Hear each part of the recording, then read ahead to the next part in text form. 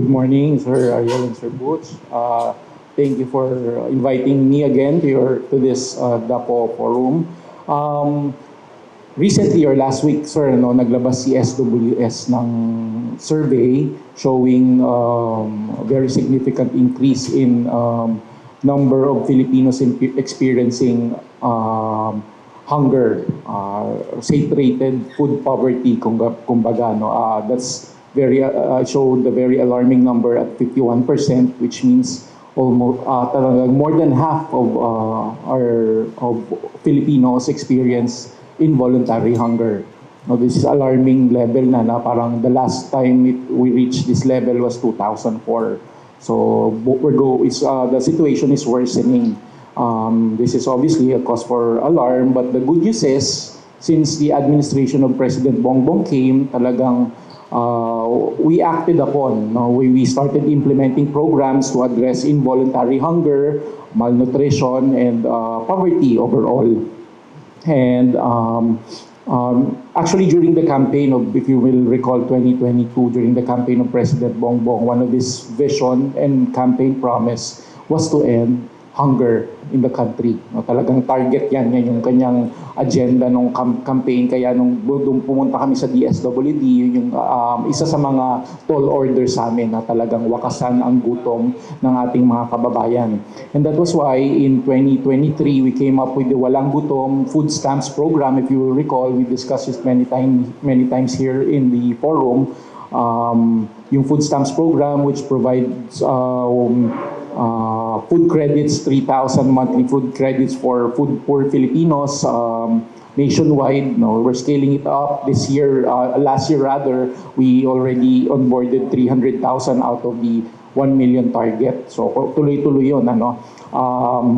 Target nun is to address involuntary hunger. Talaga yung mga kababayan nating mahihirap, pinakamahihirap na hindi kumakain ng sapat sa isang araw. Ibig sabihin, kumakain once or twice a day lang. No? Hindi kompleto yung kanilang pagkain. And so the government's intervention is to provide meal for the entire month. Sa kanila, 1 meal per day for 1 month dito sa mga pamilyang ating na-assess as food poor.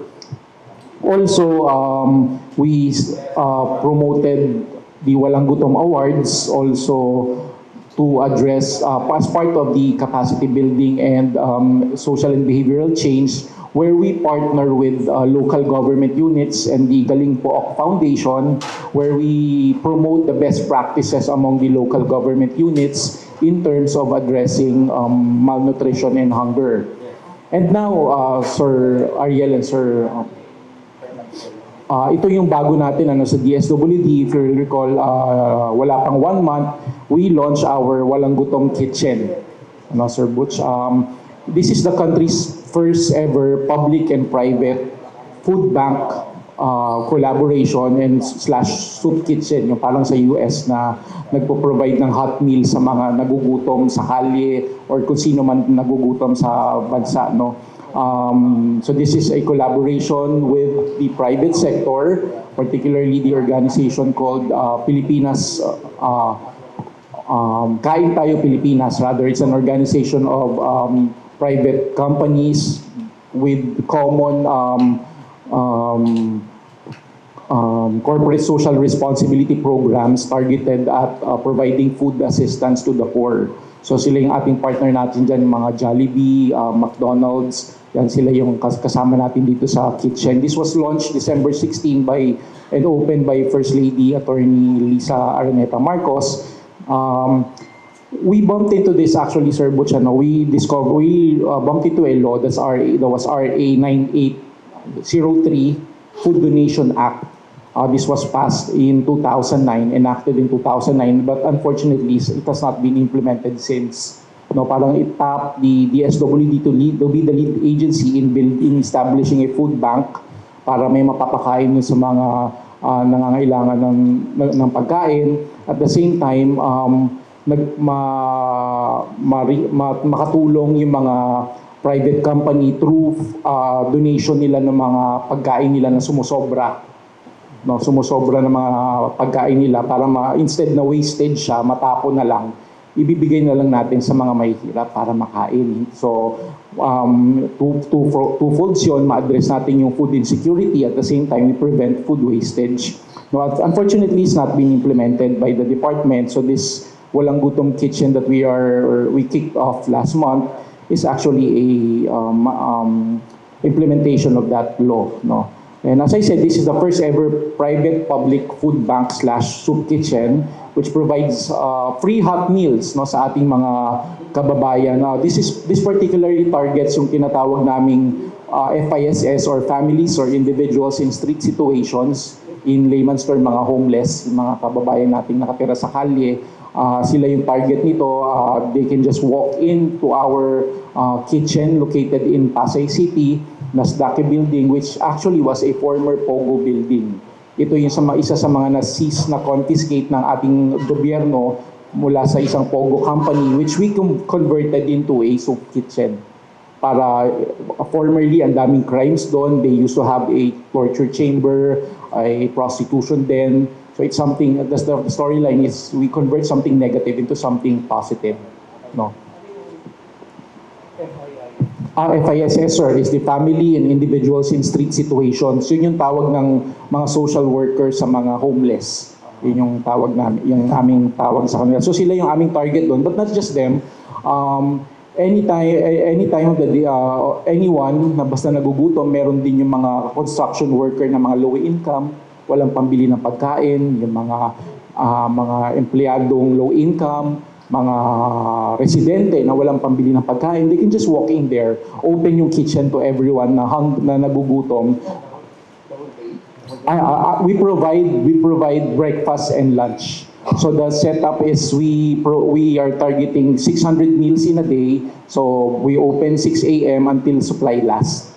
Ganun ang aming setup po doon. So 600 meals a day, at least 600 beneficiaries na magpapasok from 6 a.m. until 2 to 3 p.m. until maubos yung supplies namin for the day. Bali, anong nangyayari dito, Sir Butch and Sir Ariel, the DSWD, we provide yung basic meal. The basic nutritious meal, kunwari ay lugaw na may itlog. Yun lang po yung aming basic mainstay doon, or kanin na may ulam and fruits and vegetable. We budgeted 50 peso per meal per person, no, for this project. And then yung papasok po yung mga private sectors natin, sila Jollibee, sila McDo, sila ay nagdo-donate naman ng mga meals. Nagpapadala sila ng, yung Jollibee and McDo, 200 meals per day. Nagpapadala sila dun sa kitchen natin since over the past month. The idea of the program is talagang for on food wastage, or yung mga sobra ng mga restaurant na mga pagkain. Yun yung gusto namin i-receive. Unfortunately, while we were discussing with the private sectors, apparently wala silang mga sobra talaga. Yung mga restaurant natin, Jollibee, McDo, hindi sila nagpo-produce ng sobra. They just produce enough to sell.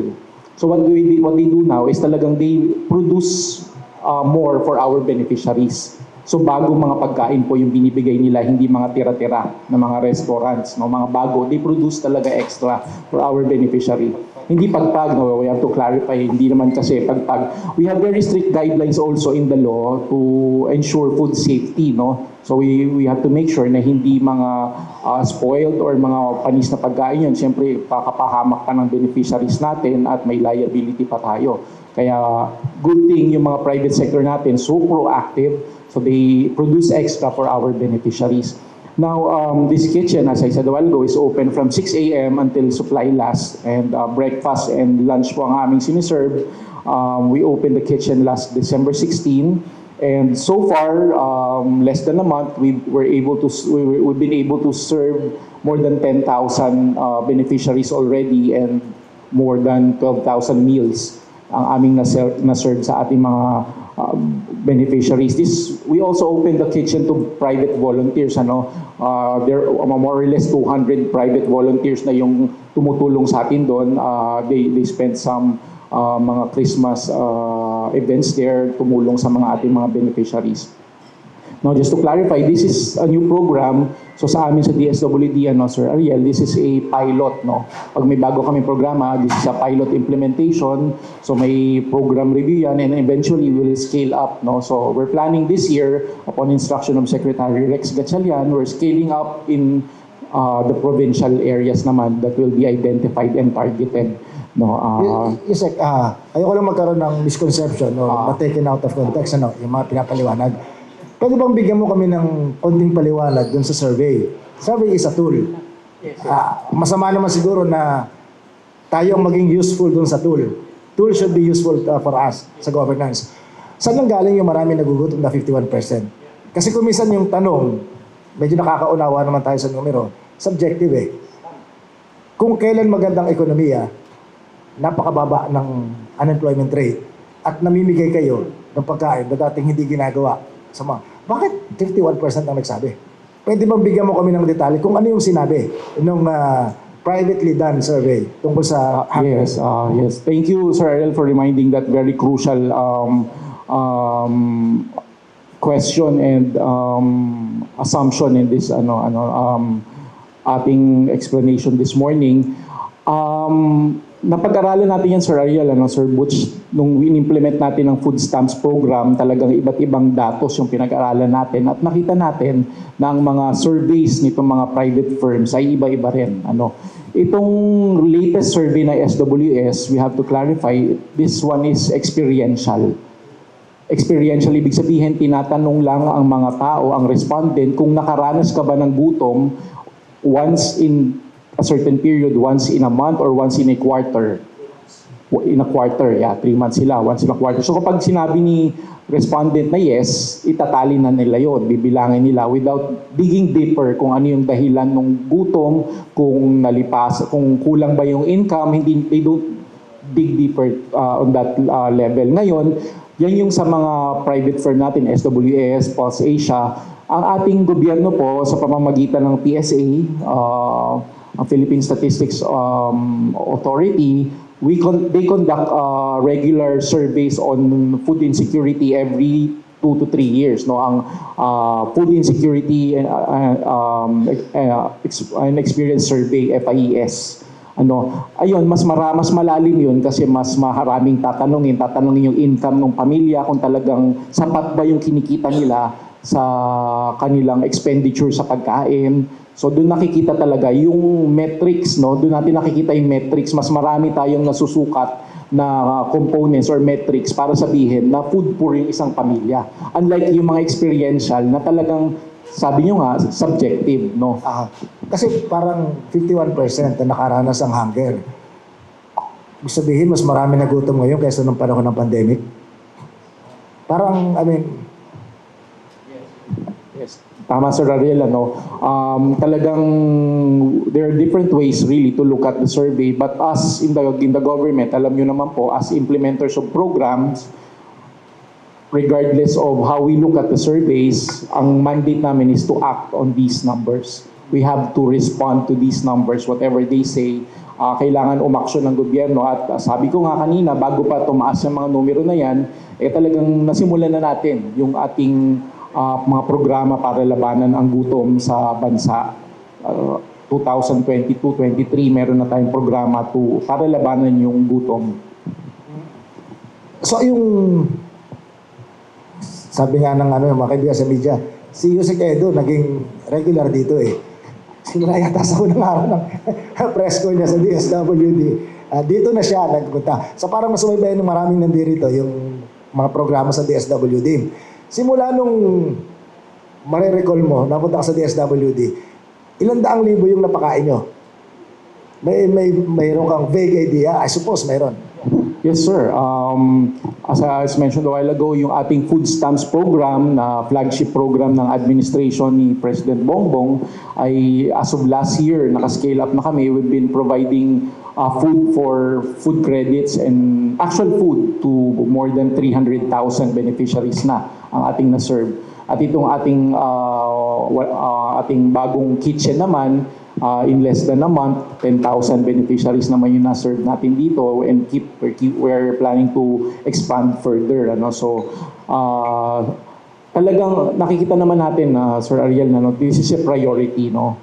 Priority program, talagang binubuhos ng pamahalaan ang resources para siguraduhin na nakakakain ang pamilyang Pilipino, lalong-lalo na ang mahihirap na pamilyang Pilipino na at least two times a day man lang para hindi sila yung malabanan ang gutom, dahil kami po ay naniniwala sa DSWD na ang gutom is a basic and a fundamental right. Ang food is a basic fundamental right na hindi na kailangan magtalo-talo tayo kung bibigyan ba natin ng pagkain ng isang pamilya nagugutom. It's our obligation to provide food to them because it's a basic and fundamental right. So, Yusek, can you safely say na mas maraming mouth na na-feed, huwag na mouth, masyado yatang derogatory, mas marami tayong kababayan na nabigyan ng ayuda sa pagkain ng gobyerno, pinakamarami ngayon sa kasaysayan ng bansa?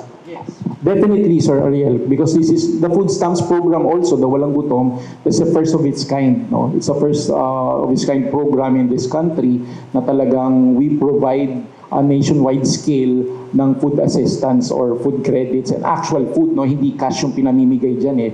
Unlike yung sa 4Ps na cash yung pinamimigay, so you can't really control kung saan gagastusin yung binibigay na ayuda. Ito talaga, ang binibigay sa kanila, food credits at talagang pagkain lang sa mga accredited retailers. And as I said, at the baseline, we did the baseline, we discovered when we onboarded in the DSWD, 1 million food per families yan, Sir Ariel, Sir Butch, nationwide. And we started last year with 300,000. No, 300,000 in na-serve natin of the 1 million. Now this year, we'll be expanding to another 300,000. So yun yung target natin. And then for the next year, the remaining variants of 400,000 para makompleto natin yung 1 million. So dumating po yung administration ni President Bongbong, may nagugutom na 1 million food poor families. Ngayon, nabawasan na ng 300,000. Nabibigyan na sila ng sapat na pagkain araw-araw para sa buwan-buwan. Yusek, isa pa, hindi talaga ako matunawan dyan sa hunger issue eh. May kasabihan eh, yung galit na galit dito yung mga babaeng nagkakaedad. Yung timbangan. Pag tinimbang ba yung average ng mga Pilipino ngayon? Kasi kung nagutom ang 51%, mag-reflect yan sa weight ng bawat Pilipino. Eh yung mga estudyante naman, tinitimbang naman yan every quarter sa mga public schools, di ba? Nakita niyo ba na bumaba ang timbang ng mga Pilipino? Actually, Sir Ariel, that's the purview of DOH. Meron silang programa dyan, yung Operation Timbang, no? Yung OPT nila na to the barangay level ay tinitimbang ang mga bata. No? Well, I think this year sila mag-update. This year sila mag-implement. But we're partnering with them sa food stamps kasi, and we're working hand in hand para kasama yun eh. Kailangan para malaman kung nag-improve talaga, nakapagbigay ng tamang intervention or pagkain na nutritious sa ating mga kababayan, lalo sa mga bata, susukatin natin talaga. No? May metrics yun, anthropometric measurement ang tawag doon. Susukatin ng mga BMI, height, weight, MUWAC ng mga buntes. Maraming mga measurement tools ang ginagamit ng mga experts para masabi kung naging matagumpay yung isang programa o hindi. Pero on that part, that's the job of DOH, no, Sir Ariel, to kasama yung kanilang mga barangay nutrition specialists. No? Parang di ba kasabihan pag naghihirap yung pamilya, sabihin ng nanay mo, anak, higpit tayo na sintron. Eh ngayon, mukha naman humahaba ang sintron eh.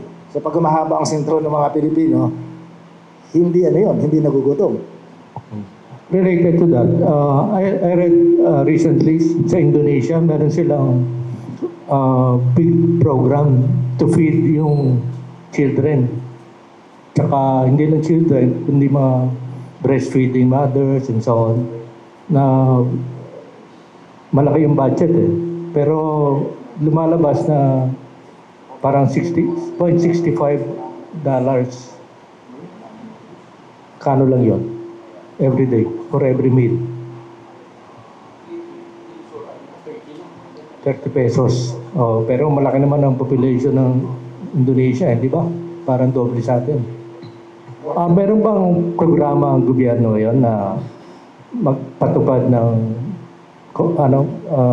feeding program lalo na sa mga public schools?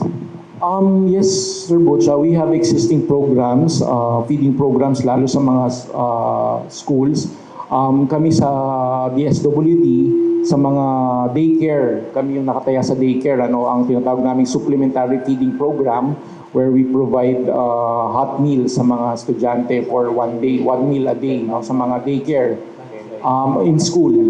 So whenever there's school, pwedeng breakfast, pwedeng lunch, pwedeng basta once, And then we budgeted it, I think thereabouts din, 20 to 25 peso per beneficiary. And then when the children steps into the big school, grade school up to grade 12, yung DepEd naman, meron din silang schools feeding program. Doon napapasok yung feeding program ni DepEd na talagang napakalaking programa yun kasi imagine niyo lahat ng public school sa Pilipinas, kailangan nilang provide ng pagkain ng mga bata. So, may continuity yan, Sir Butch. Meron din tayo ngayon sa administrasyon na ito, first time din natin na tututukan yung mga pregnant and lactating women. Very crucial yan, especially when it comes to nutrition of our children kasi ang nutrition, we have to make sure na healthy ang mga bata nasa tiyan pa lang. Hindi pwedeng nalabas na sila ng nanay, doon natin nahabulin. Kailangan sa tiyan pa lang healthy na. That's why may mga programa tayo to provide nutritious food and all other interventions for our pregnant and lactating women under the first 1,000 days program of the government. Kasama dyan yung Philippine Multi-Sectoral Nutrition Program or PMNP. It's a whole of government approach kasama ang DSWD, ang DepEd at ang DOH. Talagang we're just not just providing food, Sir Butch, kasi alam natin ang kahirapan at ang gutom, hindi lang yan isang factor or isang component. Ang napakaraming components niyan. Kasama na dyan ng mga may tinatawag tayong nutrition sensitive at nutrition specific. Yung pagkain ay nutrition specific. Ang mga nutrition sensitive ay yung mga infrastructure. Yung mga komunidad natin na walang mga wash facilities, walang mga maayos na tubig, walang mainuman ng mga tao na maayos, o talagang maapektuhan ng mga kalusugan nila. So ang mga malnourished ang mga bata doon kasi walang access sa tamang tubig, walang access sa malinis na tubig, sa mga hugasan ng kamay na maayos. So prone sila sa sakit, they're malnourished and unhealthy. Yung DOH yata merong program specifically to prevent stunting. Ilan ang gano'ng kadami ang stunted children sa ngayon? The latest data we had, one of three Filipino children are stunted. So, 1 in 3. So, imagine mo, galaki yung 33% ng mga batang Pilipino ay talagang under height, bansot, stunted.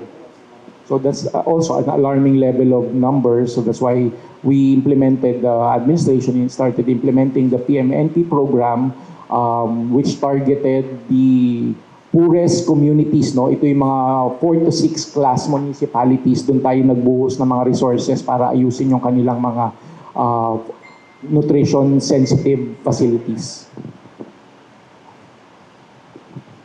Pahinga muna si Yusek Edu. Nandito rin si Labor Attaché Cesar Chavez Jr. He's not related to the PCO Secretary. Nagkataon lang na. Cesar Chavez. Sige, mano.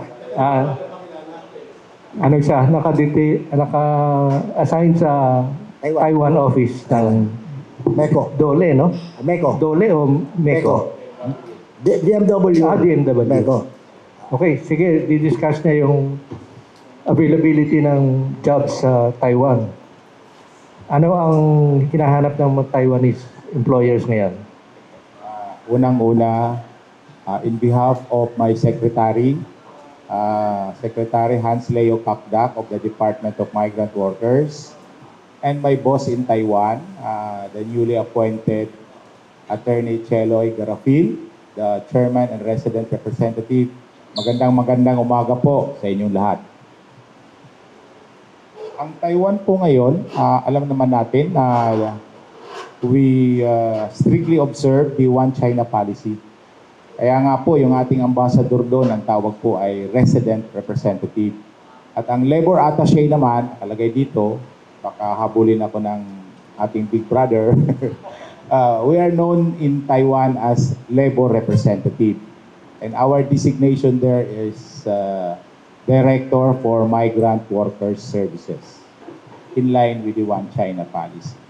Ngayon po, ang Taiwan kasi, they are the number one producer of semiconductor and AI chips and components.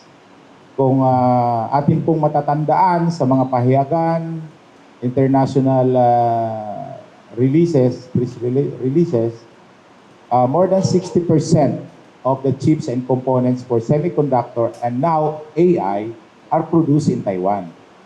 Dahil po dito, nangangailangan sila ng mga workers for the expansion and new players in this category. Sa ngayon po, ang Filipino migrant workers natin, ang dominant workers in the field of semiconductor and AI production. Meron po tayong around 70,000 Filipino workers dito sa field na ito. Ngayon, ang kagandahan po dito, lahat po na magtatrabaho dito ay nasa loob ng tinatawag na RBA employers. Ito pong Responsible Business Alliance Group of Employers. Ito yung mga clients ng mga Taiwanese manufacturers na sinusuplayan nila ng mga chips and components. Karamihan dito ay sa Europe, meron din sa US, Canada, Australia. At itong mga employers na ito, napakaganda ang kanilang policy because they strictly adhere to the International Labor Organization ethical recruitment principle. Ang ibig pong sabihin nito, lahat ng hinahire nila na migrant workers ay walang placement fees, walang deployment cost. Lahat po ay sagot ng employer. Walang service charge monthly, katulad ng naririnig natin pag sinabing Taiwan, merong service charge yan para sa broker monthly. Ito po ay wala. As in zero. Wala pong expense ang ating migrant workers na nagtatrabaho dito. Itong mga employers na ito kasi pag nalaman nila na may nangungulekta na agency, either local agency natin or yung kanilang Taiwan Manpower Agencies, ay tanggal ka agad, palit ka agad. No? Mga dumadating na workers, tinatanong nila may siningil pa sa inyo, may ginastos ba kayo? Pag mayroong nagsasabing ganon, malalagot yung ating ahensya dito sa Pilipinas. Kaya yung mga ahensya na accredited to this category of work ay talagang mga matitino ito. They are known as PhilMat, itong Filipino Manpower agencies accredited to Taiwan. Ito yung karamihan na may mga clients, no, sa semiconductor and AI. Ngayon, matatandaan po natin, simula noong January 2024, ang atin pong OFW sa Taiwan ay 150,000. Majority of them are in the factory. No? Ang atin pong caretaker and domestic workers, nasa 24,000 lang or around 12%. 12% of the population. Ang Taiwan po, hindi po SSW intensive. Ang atin pong pinopromote doon ay yung sa manufacturing. Unang-una, malaki po ang sahod. Every year nagtataas. Sa ngayon po, starting January 1, ang sahod ng ang basic monthly salary ng ating mga workers doon ay 28,590 Taiwanese dollars. That's equivalent to 52,000 pesos more or less, no? At the current rate. Basic pa lang yan, pero may overtime po. No? At yung mga kababayan natin, gusto overtime ng overtime para malaki ang kita. Kaya lang, kinokontrol na rin ng government kasi ayaw ng government na masyadong mapagod yung katawan. No? Maabuso. So may maximum allowable overtime lang na pupwede. Now, if our workers will avail of that overtime work, ay makakatanggap sila ng mga around 80,000 monthly pesos. No? At kung matipid sila, dahil wala naman silang binabayaran, pati service charge wala, meron lang tax of course, no? Yung tax ng Taiwan, but yung bracket naman ay mababa. Kadalasan may refund pa sila. At the end of the fiscal year, meron silang refund doon sa tax nila. Yung mga caretaker natin, madalas exempted yun. Pero kinukunan ng tax initially, at the end of the fiscal year, sinusuli sa kanila yung refund. Kaya kung naririnig nyo, maraming naghahabol ng tax refund pagkagaling ng Taiwan. Okay. Mula January hanggang October, meron na tayong nadagdag na 10,000 workers. As of October 2024, 160,165 ang ating OFW sa Taiwan. Documented yan. Pero marami din tayong mga Pilipino na nag-asawa ng Taiwanese doon. More than around 12,100 plus. No? Ito yung mga karamihan kababaihan na nag-asawa ng mga Taiwanese. But they're still Filipinos because in due time, nagre-reacquire sila ng kanilang citizenship. No?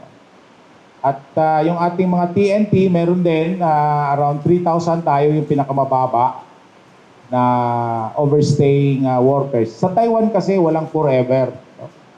Hanggang 12 years lang yung maximum employment duration ng bawat migrant worker, regardless of the labor sending country. So pag naka 12 years ka na, uwi ka na. Pag sa bahay ka naman, caretaker or domestic worker, hanggang 14 years. Pagkatapos noon, uwi na. Kaya lang yung mga kababayan natin ay hindi pa raw handa, nag-aaral pa sa college yung mga anak nila, tatawag sa akin, Labat, hindi mo na ako uwi, magsasapalaran ako. Kasi nag-aaral pa yung mga anak ko. So, yun yung mga masamang sad realities. No? But tayo yung pinakamababa. Wala pang 3,000. The last count is 2,715. Compared mo naman sa ibang labor sending countries na 55,000 from Indonesia, 45,000 from Vietnam, mas marami ang kanilang mga runaways or overstaying workers. Okay. Last year, nag-conduct na kami ng job fair kasi ayaw natin mawala yung market na ito, itong semiconductor. Napakaganda ng compensation package at napakagaan ng trabaho. Air condition yung room niyan. No? And operator ka lang, nagpipindot-pindot ka lang dyan, tinitignan mo yung mga details ng chips pag may mga issues or may mga nakikitang issue on quality control. So, dito tayo nagpo-focus ngayon. And as of December 31, meron po tayong around 15,000 job orders for 2024 alone.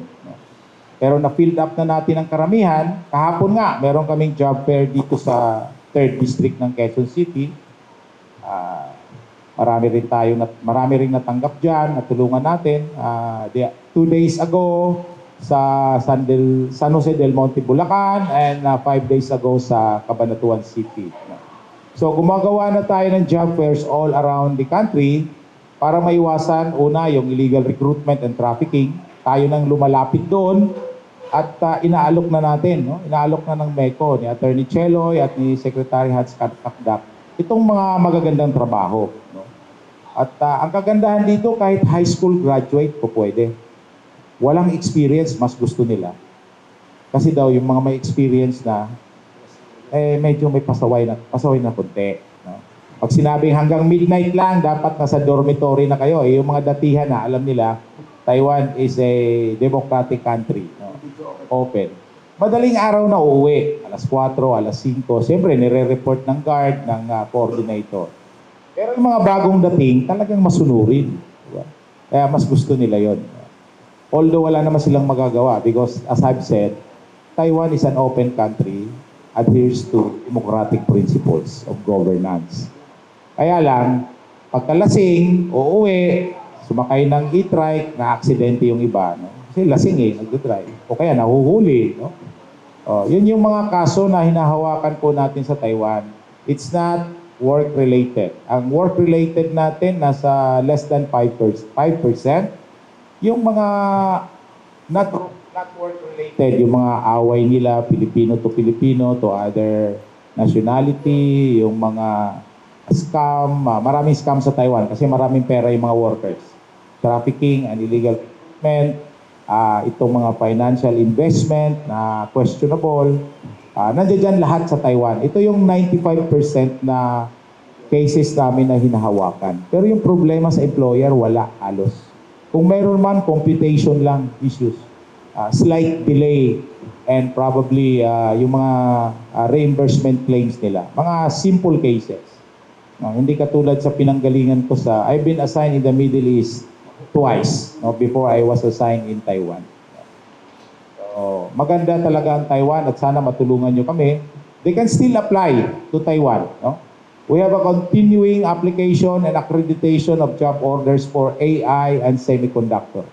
Ang reklamo kasi ng mga employer natin, gusto nila madalian because they are also under obligation to meet with the production deadline. Pag tumagal yung recruitment, pag sinabi nila, labat kaya ba ng 2 months ito, nandito na ba yung worker? Sabi ko, pipilitin natin 2 to 3 months. Kaya lang minsan, dahil sa recruitment process natin at ang ating gobyerno ay talagang very strict and determined to get rid of this illegal recruitment activities. Kaya napakaraming dinadala ang proseso and sometimes naapektuhan yung deployment period, no? Yung selection pa at saka other requirements ng employer at saka yung ID natin, isa pa yun, yung ID system natin. Kasi other labor destination countries, meron na silang national ID. Yun lang, okay na. Sa atin kasi wala. Kung meron man, hindi pa meron na tayo, I'm sorry, meron na tayo pero hindi pa siya talagang fully implemented. Walang pirma yata Oo. ang ID natin. Kaya yung TECO natin, yung Taiwan Economic and Cultural Office, laging merong nakikita doon sa credentials. Ayaw nila yung middle initial lang, yung nilalagay sa PSA, sa birth certificate or sa marriage contract. Kasi may mga experience sila before, pag may na-aksidente, nagkasakit na worker, may nagki-claim na, tapos may after that, nabigay na yung pera, meron uling nagki-claim. O ibang tao naman, no? Multiple claims, kaya gusto nila yung mga documents, alam kagad kung sino ang next of kin at yung identity ng beneficiaries kung may mangyari sa insurance. Kasi alam niyo naman, ang insurance sa Taiwan malaki, no? Kung work-related yan, that's more than 10 million NT, no? Kung yun naman ay natural death, nasa 5 million to 6 million. So that's around 10 million pesos. Marami talagang maghahabol, no? So ayaw nila yung may question doon sa mga dokumento mo na sinasubmit. Isa pa yun sa nagpapatagal. Kaya para mapabilis, ang Manila Economic and Cultural Office and the Department of Migrant Workers, ito na kami. Kami na yung tumutulong para makapili na yung mga employers through their agencies all around the Philippines. At maganda naman ang resulta.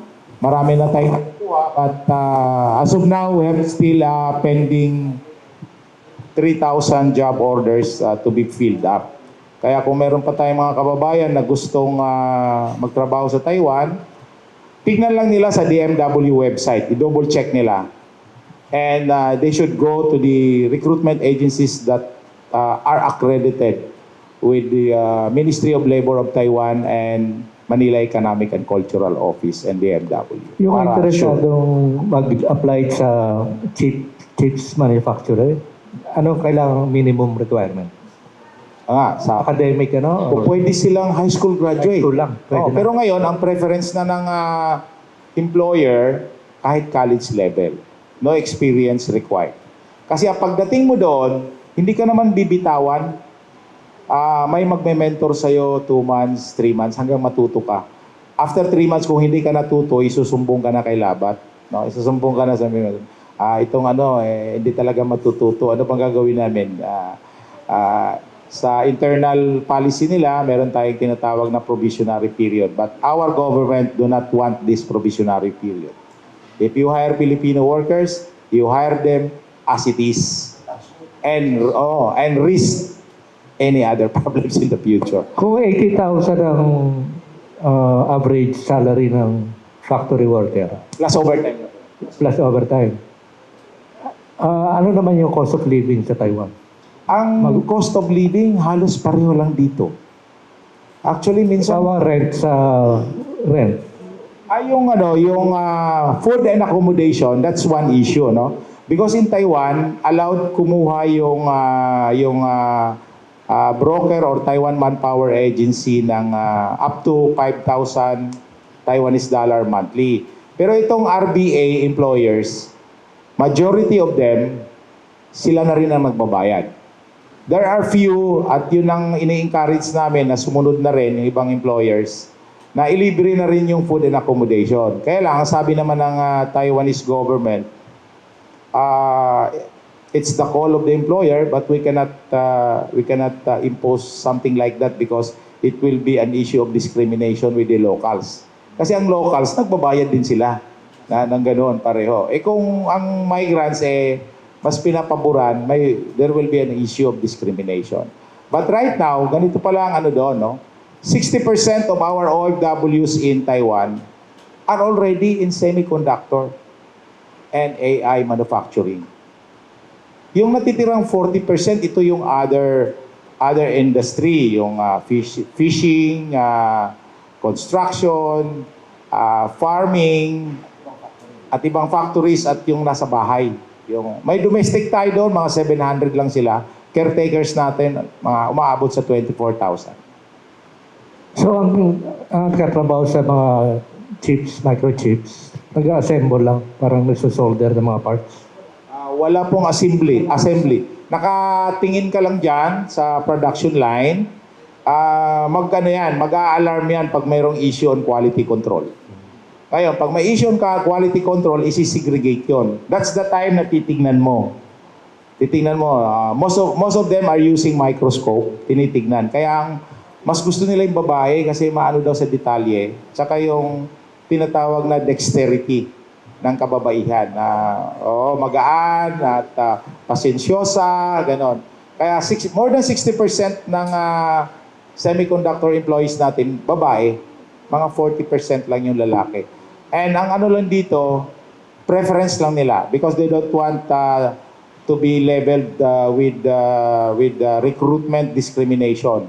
Pero ang talagang preference nila is 32 pababa. Para hindi pa malabo ang mata. Hindi pa malabo ang mata.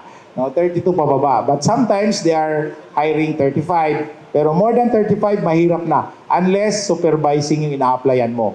Technician ka, engineer ka, IT engineer ka, yan po pwede. Walang issue yun kahit 40 years old ka. Because you will just be going around and supervising rank and file employees. So, yung kasabihan sa Taiwan, ang trabaho daw ng maraming Pilipino doon ay nakaupo. Yes. That's right. Nakaupo sila yung sa semiconductor. Nakaupo. Tapos, can you say na kumpara sa iba pang mga destination country ng ating mga OFW, langit o paraiso yung Taiwan?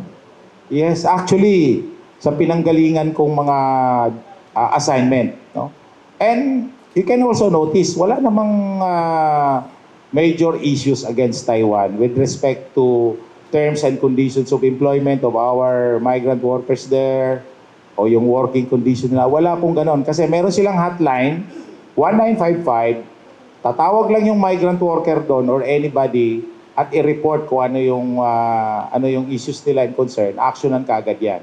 And of course, MECO and DMW, may hotline din kami, 24 hours, 7 days a week. Pwede po silang tumawag doon. At ang Taiwan naman is very cooperative at talagang uma-action kaagad yan. At sinisettle kaagad yung anumang nakitang deviation or violation doon sa terms and conditions of employment ng mga workers, including locals. Kung lalagyan po natin ng numero, ilan yung total workforce ng Pilipinong nasa Taiwan? 160,165 as of October 2024. 70,000 doon Semiconductor. sa semiconductor. Tapos, ang kasunod na malaki, ay yung factory pa rin, pero hindi semiconductor. Oh, ito yung mga optical, computer and other related industries, pero ano pa rin, naka-air condition pa rin sila. We have few workers in the construction. We have engineers there, and but mga ano lang sila, 2,000 something lang. Because construction is dominated by Thailand workers. And yung mga metallic fabrication, mga metals, dominated naman siya ng Vietnamese. At yung mga katulong, dominated ng Indonesia. 200,000 caretakers and domestic workers. Ang number one migrant workers in Taiwan is Indonesia. Almost 300,000 na sila. But 200,000 of which ay nasa bahay, saka caretaker. Ang Vietnam naman, 270,000 more or less. Karamihan yan nasa mahihirap, marble, metallic fabrication, construction, yung mga outdoor industries. Pero sa atin, pangatlo tayo, 160,000, nandun tayo sa semiconductor and AI production. Wala tayong domestic.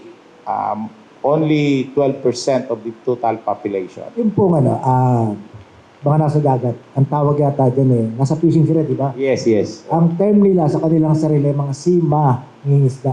Yes, yes. Si Banging Isda. Oh. Meron tayong kukunti dyan sa fishing, around 1,600 fishermen. We have a little issue on that kasi ang tawag sa atin sa DMW sa Pilipinas, pagka fisher, seaman kaagad. Sa Taiwan kasi hindi. If you are just within the territorial sea, hindi seaman, land-based yun. Mas malaki yung sweldo, katulad ng nasa factory. Pero sa atin, iba. No? Pero inaayos na natin yan ngayon. DMW is addressing that. We just have our joint labor conference 3 months ago. And another TW meeting is forthcoming. No? So, kukunti lang. Ang problema lang natin yan, yung distant fishers. Maliit ang sweldo, $550 now, US dollars. At saka ito kasi hindi dumadaan sa opisina namin to. Direct sila na nag-apply sa head office natin sa DMW. Kasi seafarer sila. No? But compared to other labor destination countries, mas mababa talaga ang concerns and issues regarding employment in Taiwan. At ang Taiwan, ang kagandahan, napakalapit lang sa Pilipinas. 1.5 hour, nasa Pinas ka na. 1.5 hour, nasa Taiwan ka na. Opo. Kumusta naman yung Kasi nagiging issue ngayon sa ibang parte ng mundo. Parang may resistance yung mga locals doon sa ilang mga migrant workers. Diretso na natin. May discrimination ba o may acceptance sa mga Pilipino manggagawang nasa Taiwan? Actually, walang discrimination kasi Taiwan government also implemented this ratio system. Employers cannot just hire migrant workers. They have to comply with the ratio requirement. Kunyari, semiconductor ka. Meron kang 10,000 workers. You are only allowed 25% migrant workers. So that's around 1:4. Diba? If you cannot comply the ratio, hindi ka naman bibigyan ng work permit ng Ministry of Labor ng Taiwan. So kung 10,000 ang workers mo, hanggang 2,500 lang yung iyong migrant workers. Yun nga, pagdating sa semiconductor, karamihan ng mga kumpanya na ito, puro Pilipino yan, walang halo yan sa semiconductor. Puro Pinoy yung nandoon. So, walang makikitang discrimination. Minsan nga, naiinggit pa yung locals kasi yung katulad ng mga ibang companies, pati pagkain at tirahan, nililibre. No? Sila, nagbabayad sila kasi although they are not living in the dormitories, kumagasto sila sa labas, may apartment sila di ba? Tapos magkiklaim sila ng housing allowance, hindi naman sila bibigyan. Di ba? Yung migrants natin, libre, pero nasa dorm. But the same, yung benefit is about food and accommodation. Paano po hindi ko alam kung saklaw pa ng labor representative yung problema. Kasi parang nagkakaroon ng social issues among the Filipinos. Siyempre, marami din babae, kukunti ang lalaki. Normal yan, dalawa tatlo ang girlfriend. Tapos, kakaiba yung Filipino migrant workers dyan eh. Pag pumunta ka sa Taichung, Kaohsiung, lahat ng nakapaligid dun sa industrial park na may video okay, maski Taiwanese ang mga waiter dyan, marunong na mag-Tagalog. Ibig sabihin, puro Pilipino ang kumakanta. Sabi nga ng iba, meek and humble, naaalis sa Pilipinas yung babae. Pagpunta ng Taiwan, pagbalik dito, nakaagot na ng mikropono sa video okay. Talaga namang kilala tayo dyan at mga Pilipino talaga mahilig kumanta, no? At alam ng ano yan. Yun nga yung isang problema din namin sa Meko, no? Kasi pagka nalasing na, pag-uwi, nagkaroon ng trouble or ano. Kasi mahilig talaga sa good time yung ating mga Pilipino. Tsaka meron din mga reports na may mga extramarital affairs. Yung iba, siyempre tatawag sa amin, hindi na nagpapadala yung kanilang asawa, hindi na nakikipag-communicate, just like in other jurisdiction. Ganun din. At medyo mas matindi sa Taiwan because masyadong open. And in Taiwan, there is no criminal adultery starting 2022. Decriminalize yung kanilang sexual infidelity cases. Civil case na lang ang hahabulin mo. Kaya lumalakas ang loob ng ating mga kababayan doon. And in Taiwan, pwede yung same-sex marriage in Taiwan. Di ba? So, wala silang gender issue or sexual orientation issue sa Taiwan. Napaka-open. Oh, yes, sa mga hotel. Not just motel, but also in hotel, meron ding contraceptives. Hindi mo na kailangan maghanap, magbili. Readily available siya. So, yun yung mga issues natin. Siyempre, may mga consequences din. Pag sobrang maluwang, masyadong observance sa human rights at workers' right, may mga consequences din. Katulad ng ibang kababayan natin, bago pa lang, gusto nang pumunta ng Europe, gusto nang pumunta ng Amerika, ng Australia, ng Canada. Because Taiwan also observes the principle of workers' mobility. Hindi kayo pipigilan. Kahit nakakontrata ka pa, hayaan kayo kung saan nyo gusto magtrabaho. Bahala ang employer kung maghabol sila. Ang employer naman hindi maghahabol kasi wala namang mapapala. Didemanda mo yan, gagastos pa siya ng abogado. Kaso, wala na may babayad yan. So, hahayaan na lang. Kaya yun ang nagiging problema ng ating Department of Migrant Workers. Kasi wala na tayong control pag lumabas na ng Taiwan yan. Yung nasa database natin, nasa Taiwan siya, pero nandun na pala sa Europe. Pag may nangyari sa kanya doon, hinahanap siya ng pamilya niya, untraceable na siya. Isa yun sa problema. At kung nabiktima pa ng trafficking or illegal recruitment or other forms of exploitation, yan ang magiging problema natin. Ang mga illegal recruiter, wala na masyado sa Pilipinas. Mahigpit tayo eh. Lagi nahuhuli, napapadlock yung mga opisina. Nasa labas na sila. Nasa Taiwan, Hong Kong, Singapore. Yung mga malalakas ang kita ng OFW at mabilis maguyo. Di ba? Biruin mo yung placement fee ay 200,000 NT to 500,000 NT. That's almost $1 million. Gusto lang makarating ng US, ng Europe. Pero pinapatulan ng kababayan natin kasi American dream, yung mga dream nila na mas maganda doon. Actually, mas maganda sa Taiwan. Napakalapit pag gustong umuwi. At walang problema. Kahit pagdating mo doon, kinabukasan, uwi ka na, pwede. Hindi katulad ng ibang destination countries, exit visa. Patay na yung tao, exit visa pa rin ang kailangan. Sa Taiwan, wala. Passport lang, uwi ka na. Walang clearance, walang exit visa. Di ba? Pero mahigpit yung immigration nila. Pag may reklamo, siyempre, hold ka muna. Pero yung visa required pa rin sa Pilipinos, hindi na. Di ba may limit yun? 1 year, ganun? Yearly ang ano? Kung tourist lang, free pa rin hanggang ngayon. 14 days ang free visa sa Taiwan for all Filipinos. Yung mga magtatrabaho doon, yung workers visa, required yon, yung entry. Kasi hindi naman natin na-aprobahan yung job order kung walang work permits for the covered number of employees na kukunin nila. Pero hindi yata reciprocal yung visa, no? we require, yung Philippine government requires Yes. visa. Yun yung For Taiwanese.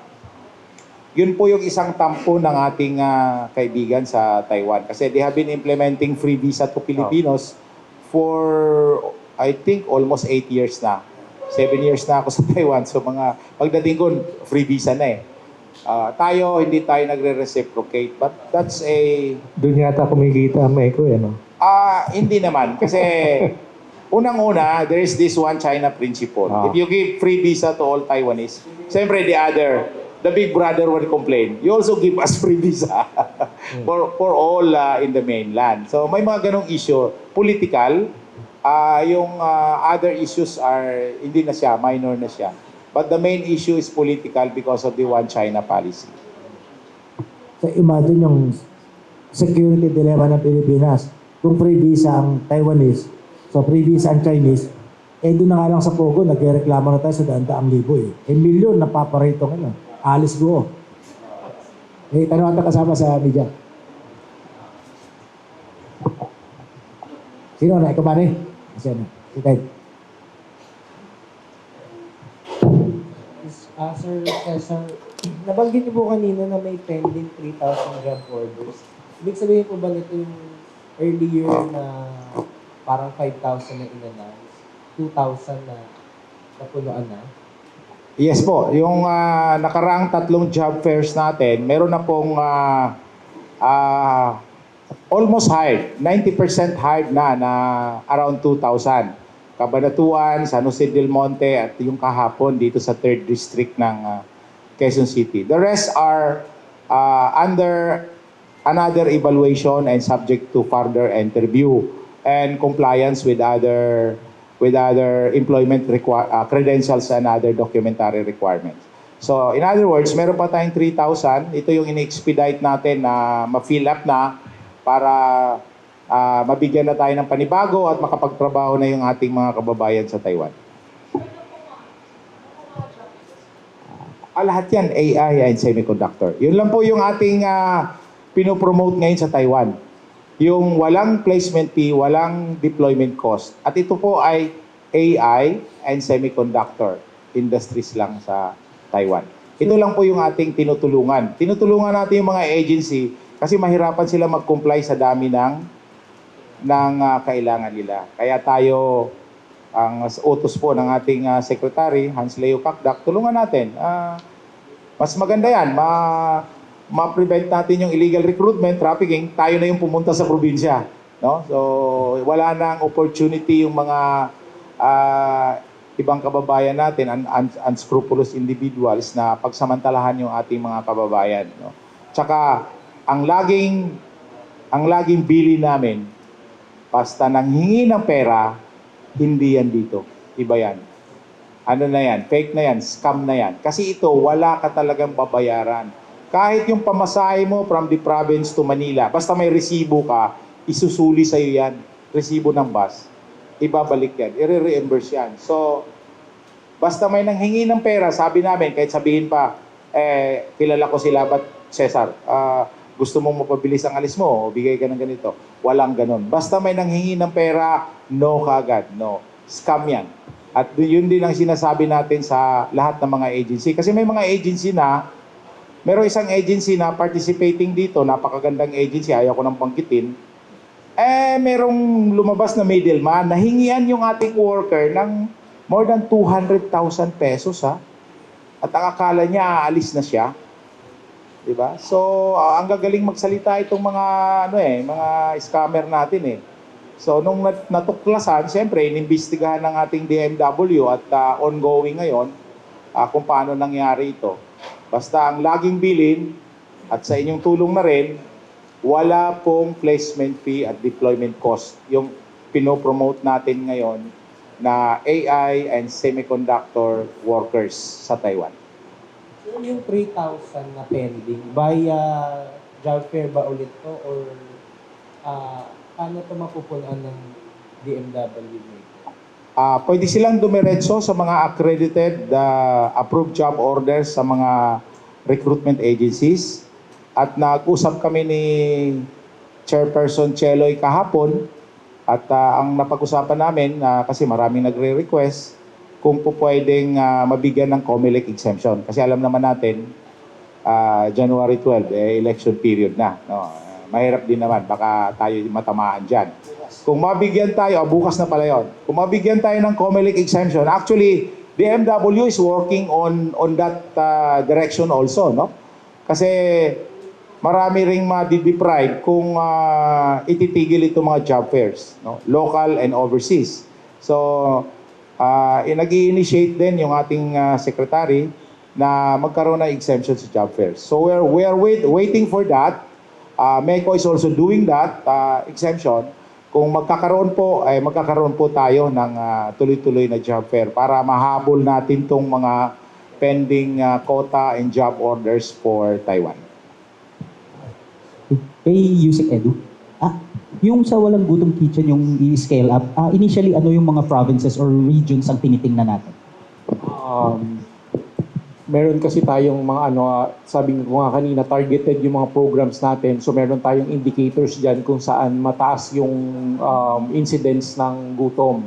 At na-identify na natin yan during the implementation of the food stamps program. At talagang pangunahin dyan, nakikita namin yung BARM area, BARM region. Nandun yung talagang highest incidence ng hunger and malnutrition, food poverty. Meron din tayong mga nakikita sa some provinces in Visayas like Leyte and Samar, and also dito sa Luzon, sa Bicol region. So ito yung mga titignan nating possible expansion sites ng ating Walang Gutom Kitchen.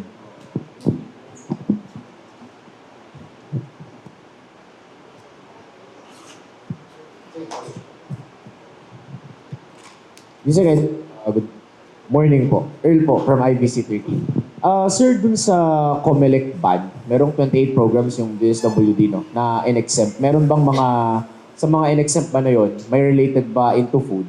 And then, kung meron, how critical na-exempt ito sa ban in resolving yung sa surveying? Yeah.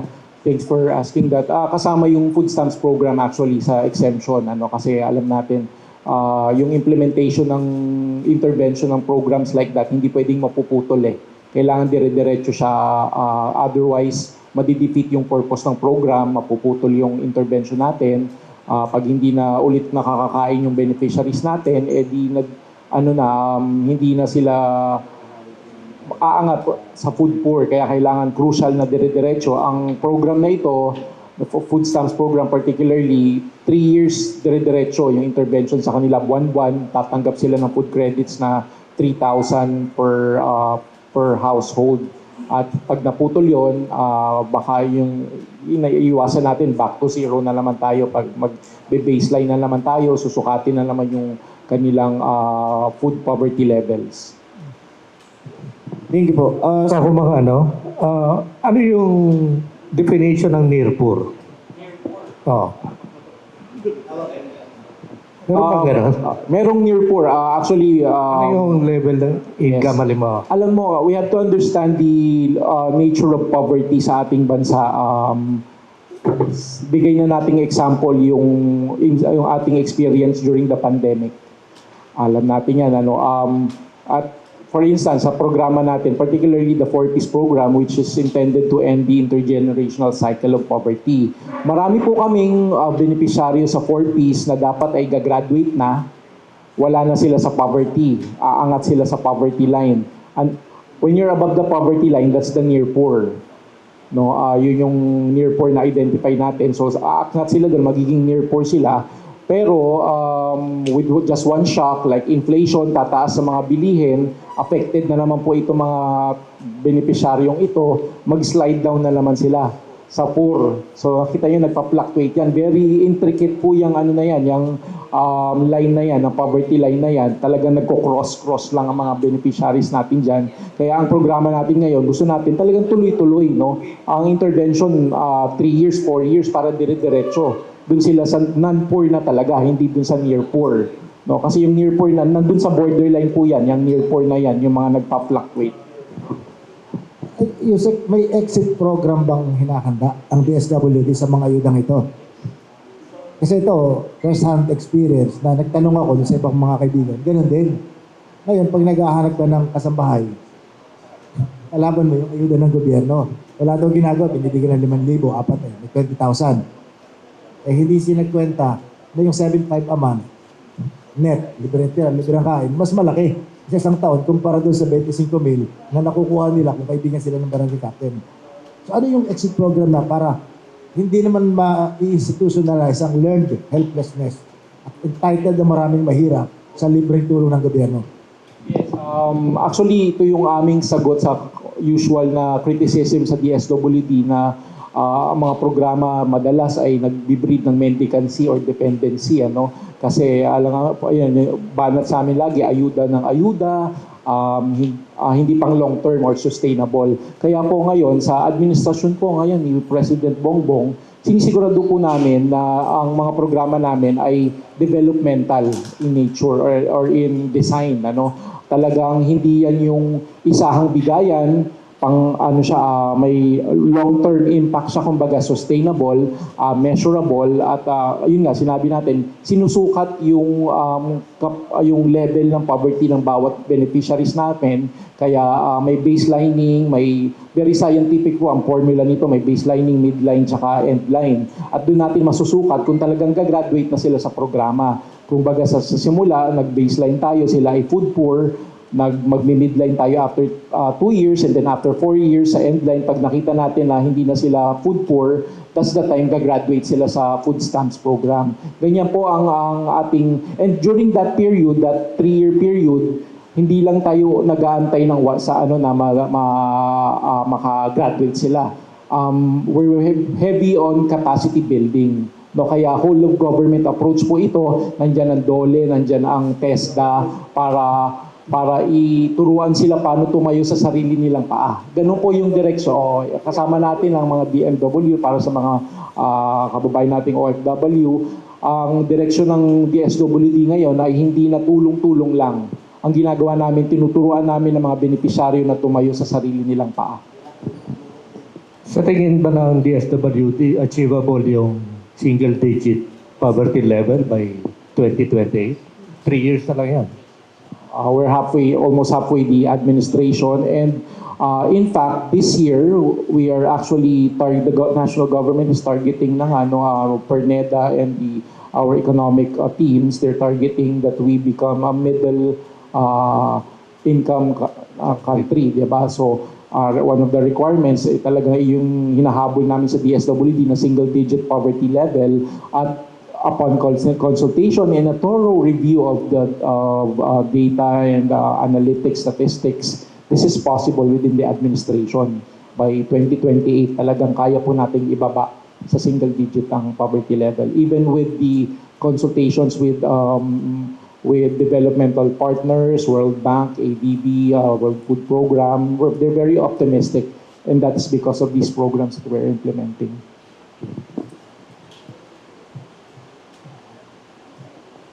Sige. Mga questions? Sige, let's thank our resource person for today, Undersecretary of Social DSWD, si Yusek Edu Pungay, at si Labor Attaché, Labor Representative pala. Baka mana tayo. Cesar Chavez Jr., no relation to the Secretary. Baka.